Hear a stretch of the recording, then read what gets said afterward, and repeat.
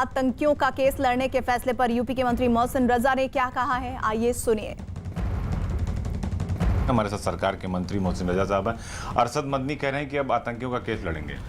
देखिए, बहुत गैर जिम्मेदाराना बयान है जमायतुल उलमा हिंद की तरफ से, और इस बयान की उम्मीद हम लोग नहीं कर सकते थे, क्योंकि ऐसे समय पर जब सुरक्षा एजेंसियां एक बहुत बड़ी कहना चाहिए साजिश को नाकाम कर रही हों, आतंकी साजिश को, और उस समय उनका जो माना जाए कि ईद में या 15 अगस्त को लेकर उन्होंने अपना बना रखा था कि हम ऐसे वक्त में धमाके करेंगे। मानव बम की तैयारी थी। कल 3 महिलाएं कानपुर से फरार हो गई। यहाँ प्रेशर कुकर बम और ई रिक्शा की बात आ रही है, और दूसरी तरफ वो कह रहे हैं कि हम धर्मांतरण में भी वो वकील खड़ा कर रहे थे, अब इसमें भी कह रहे हैं कि हम लड़ेंगे और निर्दोष मुसलमानों को फंसाया जा रहा है। ये सब चीजें करके कहीं ना कहीं संदेह पैदा करती हैं ये संस्थाएं, और जब ये संस्थाएं संदेह पैदा करती हैं और हमारी एजेंसियां आतंकियों के साथ साथ इन एजेंसियों को भी अपने रडार पर रखती हैं, तो फिर ये कहते हैं कि एक विशेष समुदाय की तरफ इशारा हो रहा है। तो ये सारी चीजें आपसे निकलकर क्यों आ रही हैं ऐसे समय पे, जब देश को दहलाने की एक साजिश थी, उसको नाकाम किया हमारी सुरक्षा एजेंसियों ने। बजाय उसकी बधाई देने के, उनको आप सराहना करने के,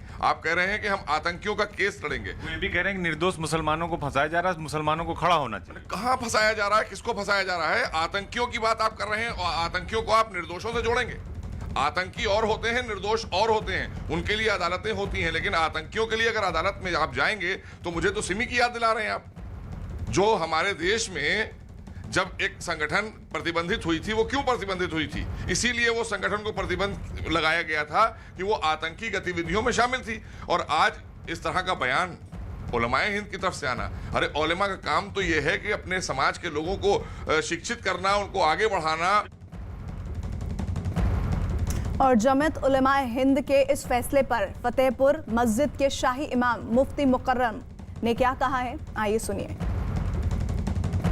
किसी भी मुसलमान के लिए जिसको झूठे इल्ज़ाम में फंसाया जाए, उसके लिए कोई भी खड़े होके मुकदमे में पैरवी कर सकता है, इसका हमें राइट है। लिहाजा जो भी अगर खड़ा होता है उनकी मदद के लिए, तो ये अच्छी बात है।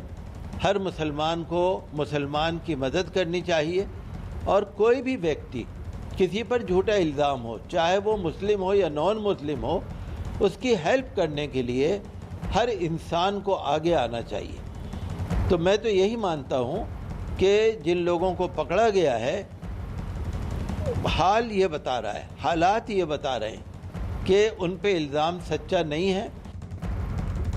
मौलाना